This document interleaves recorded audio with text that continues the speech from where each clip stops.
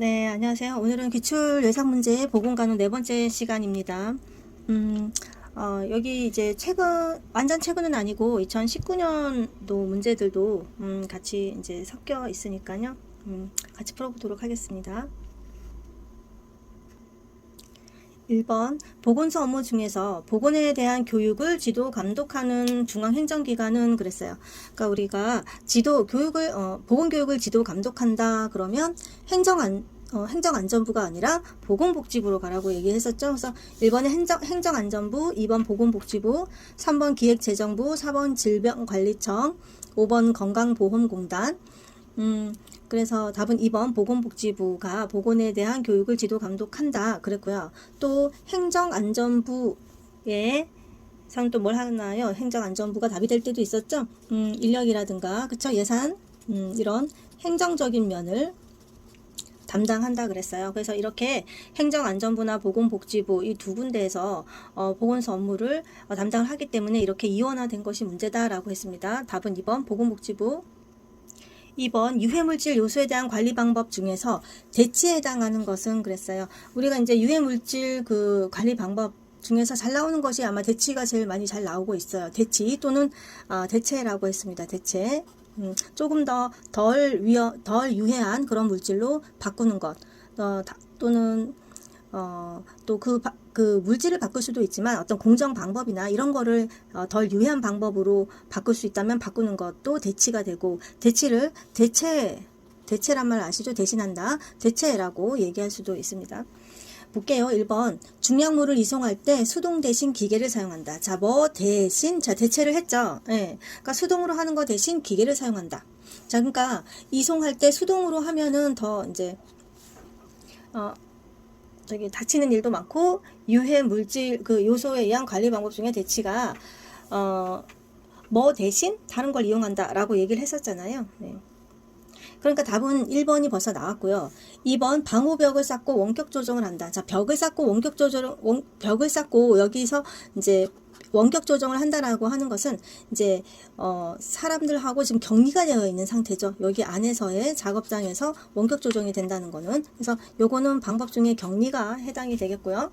세 번째, 작업장에 후드가 설치가 됐다라면 상당히 이제 배기가 잘 되는 상태죠. 이거를 환기라고 얘기를 할 수 있겠습니다. 네 번째, 유해 위험 작업은 조정실에서 원격 장치로 또 수행하는 것 자체도, 그쵸?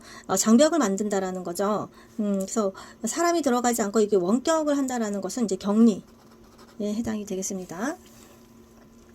5번 인화물질이든 탱크와 탱크 사이에 도랑을 파서, 그러니까 인화물질이든 탱크와 탱크 사이에 도랑을 파서 제방을 쌓는다. 그러면 이 인화물질이든 탱크가 한쪽이 있고 또 다른 쪽도 있는데 그 사이를 이렇게 막아놨단 말이죠. 그래서 이런 것도 뭐예요? 격리가 되겠죠. 격리.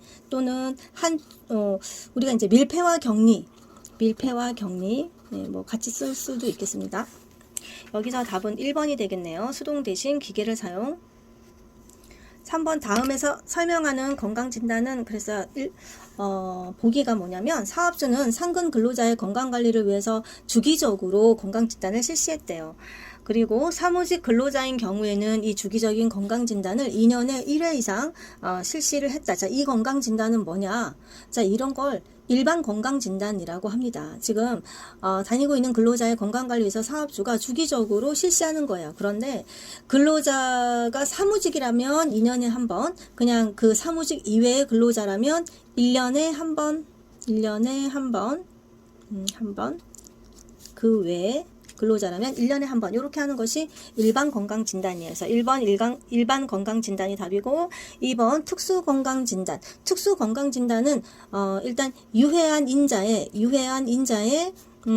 그 노출이 되는 그런 근로자, 그 근로자의 건강관리를 위해서 건강진단 하는 것을 특수건강진단이라고 하고요.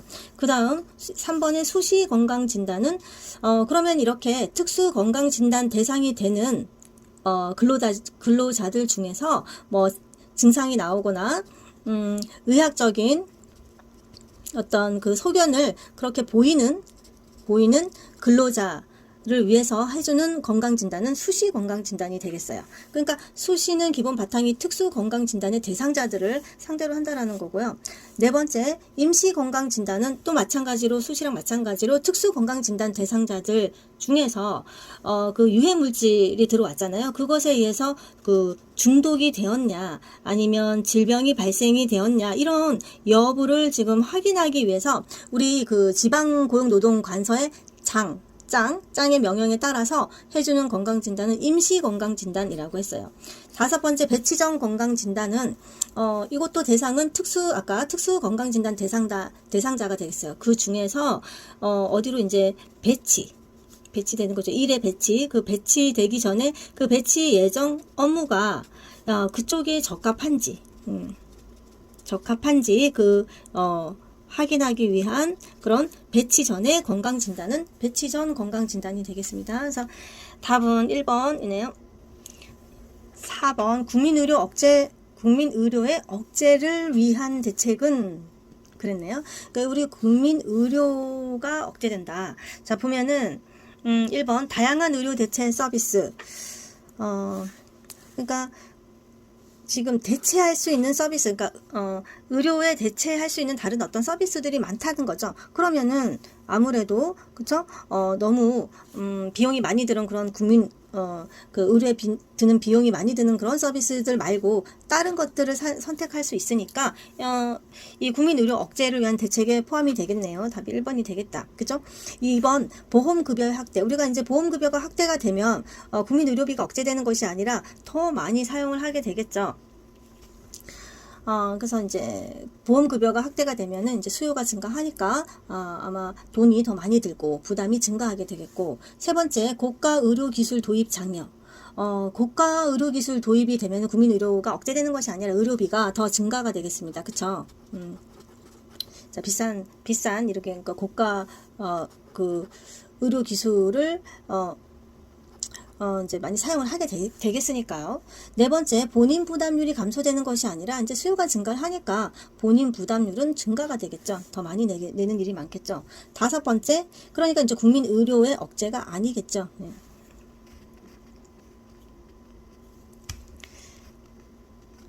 그러니까 본인 부담률이 이렇게 이해하셔야 돼요. 본인 부담률이 감소하면 본인이 내는 돈이 감소하면은 이렇게 이해해야 되네요. 감소하면은 수요가 증가하게 되겠죠. 이렇게 해야 되겠어요. 다섯 번째, 지불 보상 제도를 사후 결정 방식으로 개편하는 것이 국민 의료비를 억제할 수 있느냐. 그러니까 우리가 의료를 하고 돈을 내는 것이 사후 결정 방식. 그러니까 서비스를 다 받고 난 다음에 그 후에 이제 결정이 되는 방식이라면 우리가 서비스를 무진장 많이 받을 수 있을 거예요. 그러나 의료비를 이렇게 많이 내지 않으려면 우리가 사전에 결정 방식. 네. 그러면은 우리가 미리 사후가 아니라 사전에 먼저 내는 방식이라면 우리가 이제 그렇게 의료 서비스를 많이 할 수가 없겠죠. 돈을 먼저 내야 되니까. 그러니까 이제 요것도 국민 의료를 억제하는 것이 아니라 오히려 국민 의료비가 많이 들게 되는 그런 상황이 되겠어요. 다섯 번째도. 그러니까 답은 1번이겠네요. 다양한 의료 대체 서비스. 5번, 흡연 학생에게 금연교육을 하는 궁극적인 목적이 무엇일까요? 지금 담배 피는 학생에게 금연교육 왜 할까요? 1번, 금연을 실천하기 위해서. 2번, 금연의 중요성을 설명하려고. 3번, 흡연의 부정적인 태도를 갖게 하기 위해서. 4번, 흡연이 인체에 미치는 영향을 설명하기 위해서인가요? 5번, 흡연을 통해 건강과의 관련성을 설명하기 위해서. 자, 아무래도 실천을 해야 되니까 답이 1번, 금연 실천이 되겠죠? 6번, 했는데 이게 날아갔더라고요. 다시 하는 겁니다. 6번, 원인균이 장독소를 생성해서 중독을 일으키며 예방을 위해서는 화농성 편도염을 가진 사람의 음식 취급을 금지해야 되는 식중독이 뭐냐면 포도상 구균 때문에 그러는 거니까 답은 3번 포도상 구균 식중독이 되겠어요. 1번 살모넬라, 날고기, 알 조심하셔야 되고요. 2번 장염 비브리오, 이거 생선, 어패류 조심하시고. 자, 3번 포도상 구균 식중독이 정답이고요. 이제 이거는 우리나라에 많고, 그쵸? 잠복기가 짧고, 당분, 케이크 이런 거 조심하라 그랬습니다. 유통기간 지난 케이크. 4번 병원성 대장균 식중독 있습니다. 생고기라든가 생채소 조심하셔야 되고. 5번 보툴리누스 식중독 있습니다. 보툴리누스 식중독은 이제 소시지, 그쵸? 통조림 조심하시고 치명률이 높다라고 얘기했어요. 답은 3번. 7번 보건교육 중 학습자의 이해 정도와 참여 정도 파악 및 학습자들의 수업 능력, 태도, 변화 정도 등을 파악해 학습 내용을 평가하는 방법은 그랬네요. 지금 보건교육 중에서 보건교육하는 중에 하면 벌써 답이 형성평가가 나와야 되죠. 네. 자, 보건교육하는 중에 학습자들 얼마 정도 이해하느냐, 참여 정도가 어떻냐, 수업 능력, 태도 변화 이런 것들을 이제 파악을 해서 학습 내용이 지금 잘 되고 있는가를 평가하는 방법은 형성평가라고 얘기를 했어요. 그러니까 교육하기 전은 진단평가라고 얘기를 했었고, 교육 중에는 형성평가, 교육 다 하고 나서는 마무리 단계에서는 총괄평가 이렇게 말했으니까 답은 1번 형성평가, 2번 진단, 3번 총괄평가, 4번 상대평가, 5번 절대평가니까 답은 1번이에요. 8번 왕래식 보건교육의 방법은 그랬습니다. 우리가 이제 보건교육 방법은 왕래식이 있다라면은 이제 일방적인 일방식 보건교육이 있을 거예요. 그래서 일방적이라는 것은 이제 제가 이제 여러분들한테 강의하는 것도 사실은 일방적으로 정보를 전달하고 하는 거, 지식을 전달하고 하는 거니까 일방적이고, 여러분들은 이제 많이 앉아 있잖아요. 그러니까 저랑 서로 왔다 갔다 이 왕래식으로 의견을 나누고 하는 것이 좀 어렵거든요. 시간도 부족하고. 그렇기 때문에 강의 같은 거는 왕래식이 아니라 일방식 보건 교육 방법이 되겠어요. 일방적인 거란 뜻이에요. 자, 볼게요. 왕래식 보건 교육은 1번 비디오는 그냥 보는 거잖아요. 그러니까 일방적이에요. 일방식이고, 2번 강의는 일방식이라고 했고요. 3번 광고도 우리가 그냥 봐야만 하는 거예요. 수동적으로 일방식이고요. 4번 면접은 어떨까요? 자, 면접은 서로 얘기를 하는 거잖아요. 그래서 왕래식에 포함이 되어서 답이 4번이고, 뭐 면접을 상담이라고 생각을 하셔도 되겠습니다. 5번 포스터도 일방적으로 우리가 이제 수동적으로 보는 겁니다. 그래서 답은 4번 면접. 9번 다음에서 설명하는 1차 보건의료의 구성 요소는 그랬어요. 볼게요. 보건진료소 운영위원회를 구성한다. 자, 보건진료소 운영위원회를 구성하는 거. 자, 그리고 마을 건강원을 모집한다. 자, 이 사람들은 지금 이렇게 다 주민들인데요. 이 주민들이 1차 보건의료를 위해서 진료소 운영위원회를 구성하고 그러니까 마을 건강원을 모집해서, 그러니까 마을 사람들의 건강에 이제 도움을 주고자 하는 사람들인 거예요. 그러니까 지금 주민들이 상당히 많이 1차 보건의료에 참여하고 있는 지금 모습이거든요. 보면 1번 접근성, 2번 수용 가능성, 3번 주민 참여, 4번 형평성, 5번 지불 능력. 그러니까 3번 주민 참여가 되겠네요. 자, 접근성은 이제 보건소 같은 경우를 생각하면은 보건소든 보건진료소든 접근하기 쉬워야 돼요. 그렇죠? 거리적으로 뭐 접근을 하던 또 마음적으로 접근을 하던 접근성이 있어야 되고요. 두 번째는 수용 가능성. 아마도 우리가 이제 그 보건소에서 뭔가 어떤 건강 문제에 대해서 얘기를 해줄 때에도 과학적인 방법으로 주민들이 받아들일 수 있는 그런 방법으로 이야기를 해주셔야 되니까 수용 가능성도 있어야 되고, 주민 참여 좋고, 지불 능력이 너무 또 부담스러우면 안 되거든요. 그 지불 능력을 생각을 해서 1차 보건의료가 돌아가야 되기 때문에 지금 접근성, 수용 가능성, 주민 참여, 지불 능력, 얘네들은 그 1차 보건의료 접근의 필수 요소 4가지가 되겠어요. 그쵸? 네. 답은 3번 주민 참여고, 여기서는 10번 환경보전 대책 중에서 이게 오염원이에요. 오염원 인자 부담 원칙에 따라서 경유를 원료로 하는 자동차 소유자에게 환경 개선에 필요한 비용을 부과시켰다. 이 제도가 뭐냐? 그러니까 지금 경유 사용하는 자동차 소유자한테 환경 개선을 위한 그 비용을 부과시켰다는 거죠. 이거를 뭐라 그러냐면 말 그대로 환경 개선을 위한 비용이에요. 그래서 환경 개선 부담금 되겠습니다. 이름이 답이 1번 되겠네요. 1번 벌써 환경 개선 부담금. 자, 2번 환경 개선 예치금, 3번 배출 부과금, 4번 수질 개선 부담금 아니죠? 말뜻을 보면 5번 폐기물 부담금도 아니고요. 그래서 답은 1번 환경 개선 부담금이다. 11번 1차 보건의료사업의 특성을 물어봅니다. 그래서 1번 특정 계층 대상, 특정한 계층 대상은 아니죠. 우리가 이제 전 국민이 다 뭐 대상이 될 수 있습니다. 2번 최상의 보건의료 욕구 충족. 우리가 뭐 최상까지는 우리가 바랄 수가 없겠죠. 그래서 1차 보건의료 사업하고 보건소 생각하면 이제 괜찮은데요. 여러 가지 간단한 질병은 치료를 해주고 또 예방적인 거, 또 건강을 높이는 그런 일들, 뭐 재활 이런 걸 다 포함은 하지만은 최상의 뭐 보건 의료를 뭐 해준다 이렇게 그 특성으로 말할 수는 없습니다. 3번 치료 중심이다. 자, 아무래도 치료 중심은 아니고요. 예방 중심이 되겠어요. 예방 중심. 4번 포괄적 건강 문제 관리. 제가 지금 아까도 얘기했듯이 포괄적이죠. 간단한 질병 치료부터 해서 예방, 그쵸? 예방, 그 다음에 재활, 간단한 질병 치료, 그 다음에 건강 증진. 자, 이런 것들을 다 포함한다고 얘기를 했으니까 4번 포괄적 건강 문제 관리가 맞네요.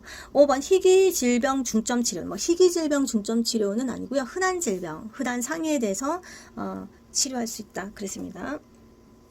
12번 수인성 감염병 유행의 특징은 그랬어요. 우리가 오염된 물과 음식물로 수인성 감염병 걸릴 수가 있잖아요. 그래서 물 조심을 하셔야 되는데 보면 1번 환자 발생이 간헐적이다. 자, 간헐적이지 않고 상당히 이제 발생이 생겼다 안 생겼다는 거 한꺼번에 그냥 집단적으로 폭발적으로 생기게 되겠죠.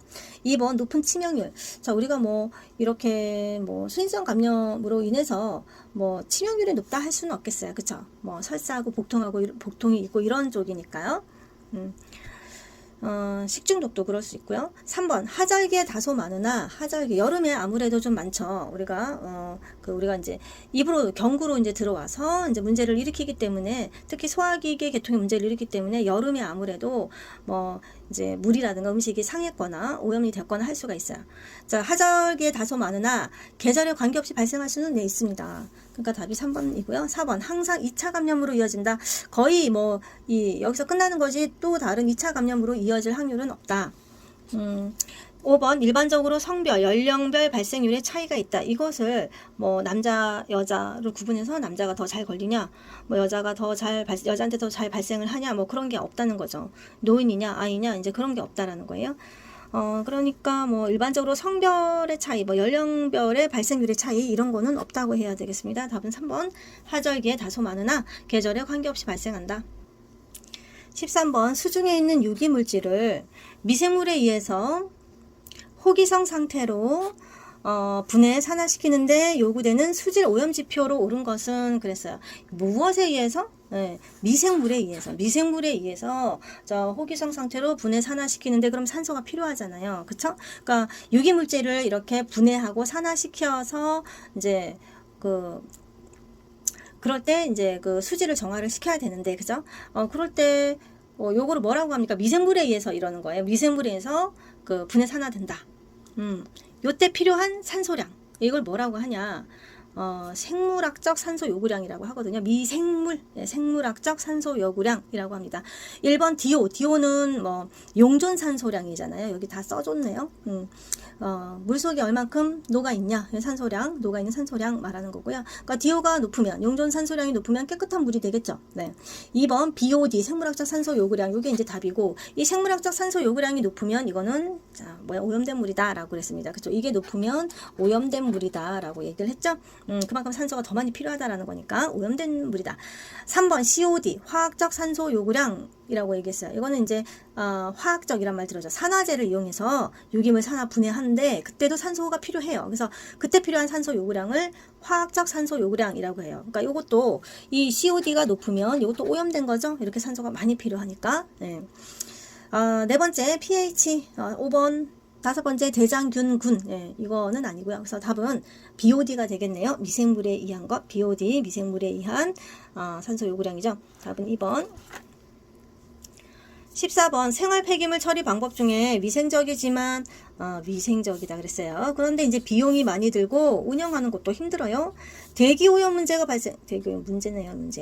대기오염 문제가 발생한다. 자, 왜 그럴까요? 뭘 태우기 때문에 그러겠죠. 그래서 가연성 쓰레기 처리에 적합한 방법은, 그러니까 태울 수 있어야 되는 그런 방법은 1번 매립을 묻는 거죠. 2번 퇴비로 사용하는 거 아니고 3번 고화 처리. 고화 처리라는 거는 우리 이제 교재에는 없을 건데요.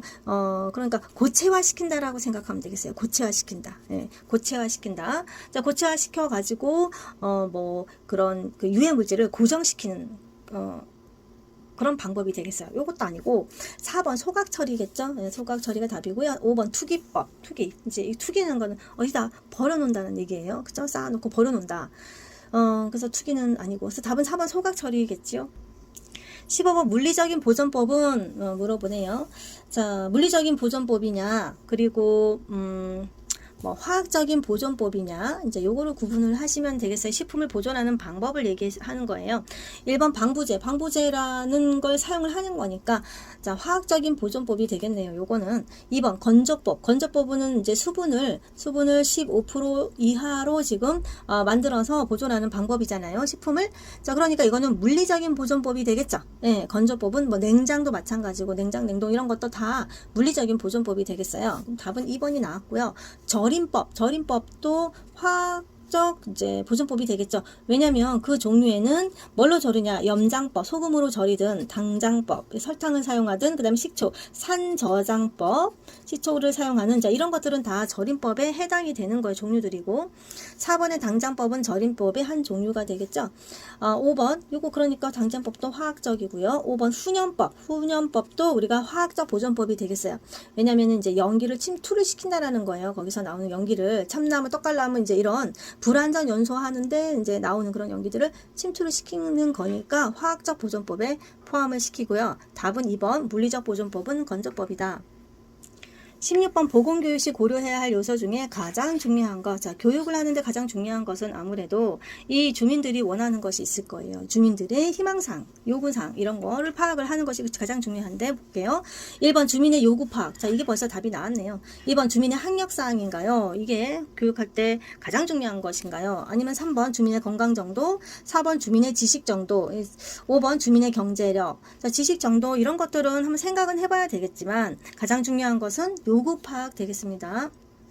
17번 작업 환경을 관리하는 목적으로 가장 옳은 거. 왜 작업 환경? 그러니까 작업 환경 알죠? 작업하는 환경이 작업 환경입니다.